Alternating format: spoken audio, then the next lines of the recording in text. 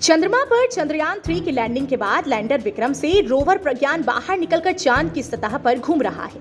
करीब 14 घंटे बाद गुरुवार सुबह इसकी पुष्टि भारतीय अंतरिक्ष संस्थान केंद्र यानी इसरो ने की। इंस्पैक चेयरमैन पवन के गोयनका ने देर रात ही प्रज्ञान रोवर की रैंप से बाहर निकलते हुए तस्वीर शेयर की थी।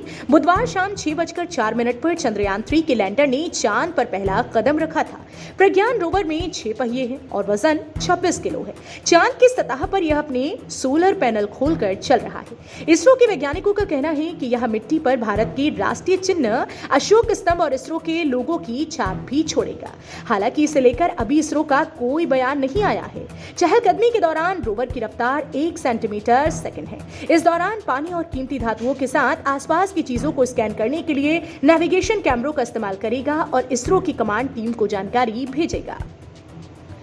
इसरो ने कहा कि अगले 14 दिन हमारे लिए बहुत महत्वपूर्ण। इसरो के डायरेक्टर एस सोमनाथ ने कहा कि अगले 14 दिन हमारे लिए बहुत महत्वपूर्ण है। प्रज्ञान रोवर को बाहर आने में 1 दिन का भी समय लग सकता है। प्रज्ञान हमें चांद के वातावरण के बारे में जानकारी देगा। हमारी कई मिशन कतार में हैं। जल्द ही सूर्य पर आदित्य L1 भेजा जाएगा।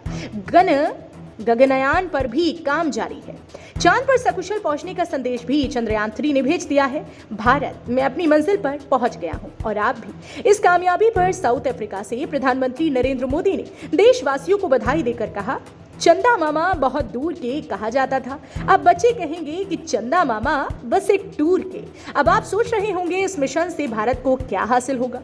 इसरो के एक्स साइंटिस्ट मनीष पुरोहित कहते हैं कि इस मिशन के जरिए भारत दुनिया को बताना चाहता है कि उसके पास चांद पर सॉफ्ट लैंडिंग करने और रोवर को वहां चलाने की काबिलियत है। इससे दुनिया का भारत पर भरोसा बढ़ेगा, जो कॉमर्शियल बिजनेस बढ़ाने में मदद करेगा।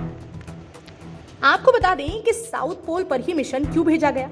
चंद्रमा के पोलर रीजन दूसरे रीजन से काफी अलग हैं। यहाँ कई हिस्से ऐसे हैं जहाँ सूरज की रोशनी कभी नहीं पहुंचती है और तापमान -200 डिग्री सेल्सियस से नीचे तक चला जाता है। ऐसे में वैज्ञानिकों का अनुमान है कि यहाँ बर्फ के फार्म में अभी भी पानी मौजूद हो सकता है।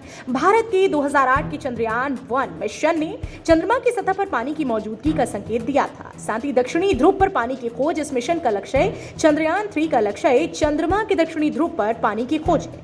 यहाँ पानी की मौजूदगी बर्फ के रूप में हो सकती है। चंद्रयान 1 मिशन में इस बात का संकेत मिला था। यहाँ मिली बर्फ भविष्य के चंद्रमा मिशनों और चंद्रमा कॉलोनी के लिए ऑक्सीजन, ईंधन और पानी की सोर्स हो सकती है।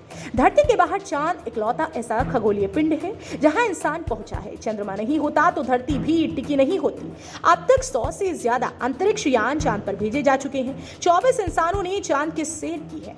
इनमें से 12 लोग तो इसकी सतह पर भी चले गए हैं। चांद से अब तक 382 किलो मिट्टी और पत्थर धरती पर एक्सपेरिमेंट के लिए लाए जा चुके हैं।